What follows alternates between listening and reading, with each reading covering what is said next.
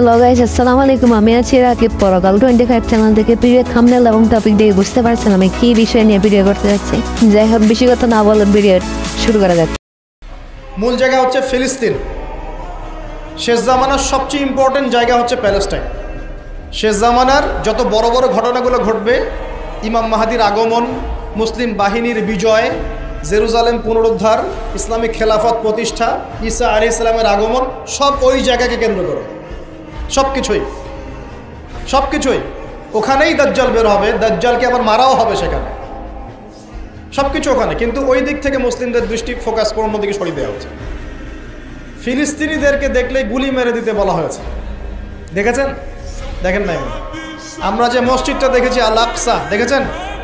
এই আকসাকে সরিয়ে দিয়ে সেখানে থার্ড টেম্পল নির্মাণ করার প্ল্যান হচ্ছে।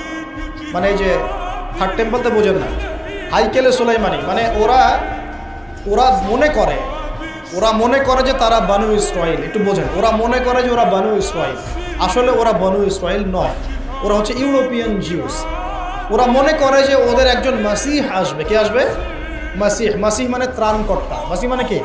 ত্রাণকর্তা। যে আসলে তারা শুধু আরব না, সারা বিশ্ব তারা শাসন করবে, এমনটা তারা মনে করে। এবং ওদের ধর্মগ্রন্থে একটা আছে তালমুদ। কি নাম? তালমুদ। এই তালমুদের মধ্যে এটা লেখাও আছে যে একজন মাসিহ আসবে, যে মাসিহ আসলে তারা বিশ্ব শাসন করবে। বাস্তবতা হচ্ছে ওই মাসিহ এসেছিলেন, আসেন নাই? ওই মাসিহ সত্যি এসেছিলেন, কিন্তু তারা তাকে চিনতে পারে না। সেই মাসিহের নাম কি? নবী ঈসা আলাইহিস সালাম। আমরা বলি না মাসিহ ইবনে মারইয়াম, আমরা বলি না ঈসা আলাইহিস সালামকে আল্লাহর মাসিহ না, ত্রাণকর্তা।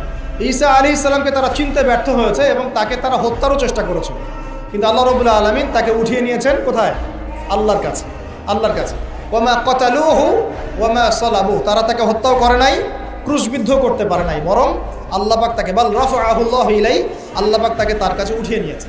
তো বিষয়টা কি দাঁড়ালো? ওরা মনে করে যে ওদের একজন মাসিহ আসবে, যেই মাসিহ আসলে পরে তারা সারা বিশ্বটাকে শাসন করবে। ঠিক আছে? কারা শাসন করবে? জিউসরা।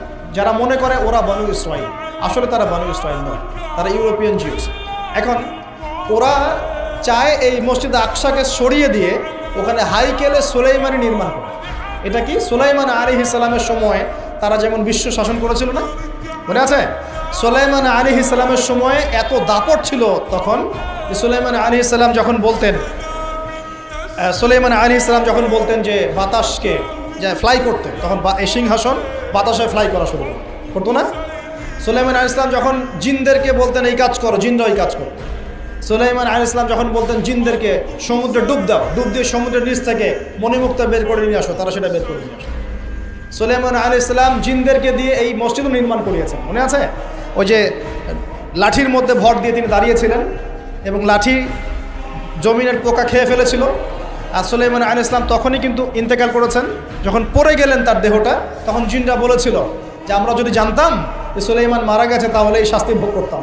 আছে না কুরআনে? তো সুলাইমান আলাইহিস সালামের সময় তাদের এত ক্ষমতা ছিল যে ওই যে সাবার রানী বিলকিস, মনে আছে? হুদহুদ পাখির ঘটনা। হুদহুদ পাখি এসে বলছে যে ওইখানে একটা দেখলাম সাবার রানী সূর্যকে পূজা করে। তো সুলাইমান আলাইহিস সালাম বলছেন, কোন জিন আছো যে আমি এখান থেকে ওঠার আগে ওকে নিয়ে আসতে পারবো? এক জিন বলছে যে আপনি এখান থেকে উঠে দাঁড়ানোর আগেই ওই সিংহাসন নিয়ে চলে আসতে পারবো। কত শক্তি চিন্তা করেন।